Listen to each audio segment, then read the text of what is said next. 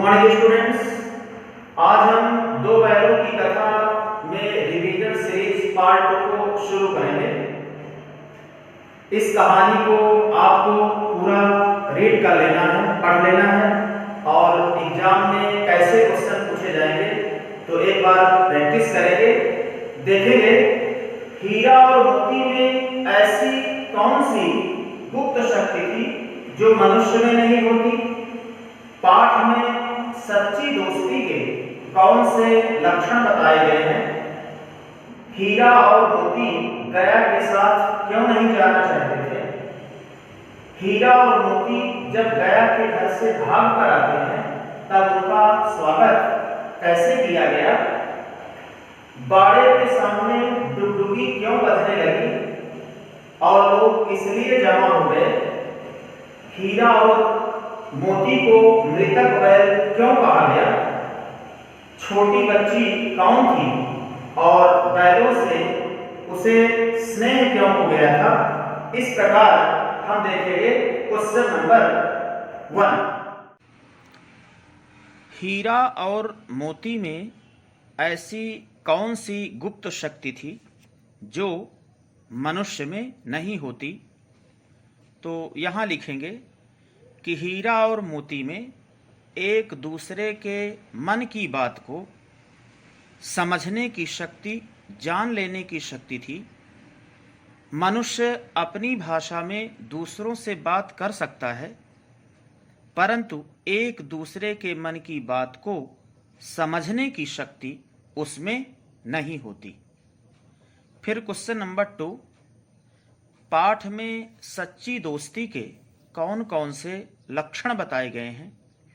तो इसमें लिखेंगे कि पाठ में सच्ची दोस्ती के निम्नलिखित लक्षण बताए गए हैं, जैसे एक दूसरे को चाटकर सूंघकर प्रेम प्रकट करना, मनोविनोद के लिए मौज मस्ती करते हुए सींग मिलाना, एक जुट होकर किसी का मुकाबला करना।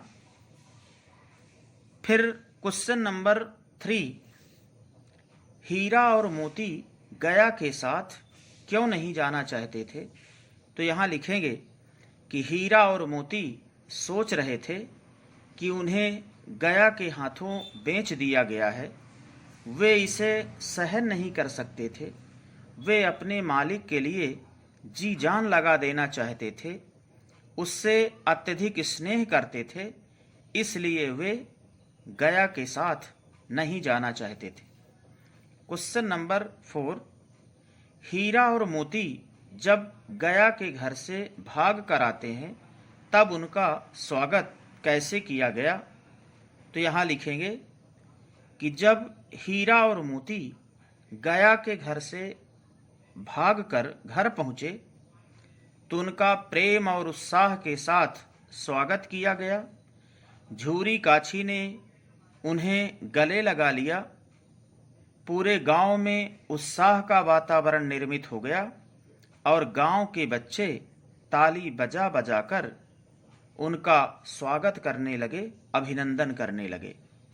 फिर क्वेश्चन नंबर 5 में बाड़े के सामने डुगडुगी क्यों बजने लगी और लोग किस लिए जमा हो गए।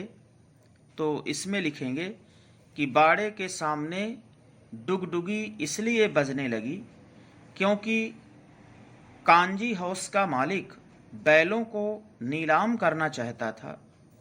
लोग नीलामी में बेचे जाने वाले पशुओं को खरीदने के लिए वहां जमा हो गए थे। फिर क्वेश्चन नंबर 6, हीरा और मोती को मृतक बैल क्यों कहा गया है। तो इसमें लिखेंगे कि हीरा और मोती कांजी हाउस में कई दिनों तक भूखे प्यासे रह गए थे।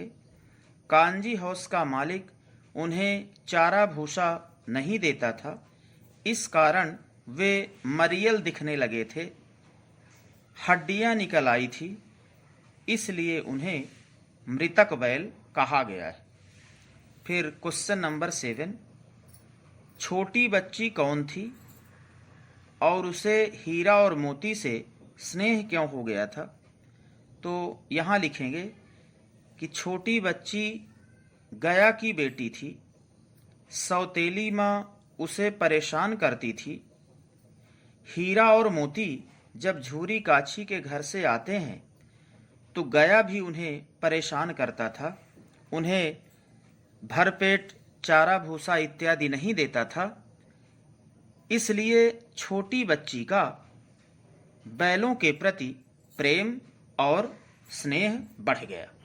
इस प्रकार इसे भी रफ कॉपी में नोट कर लेना है।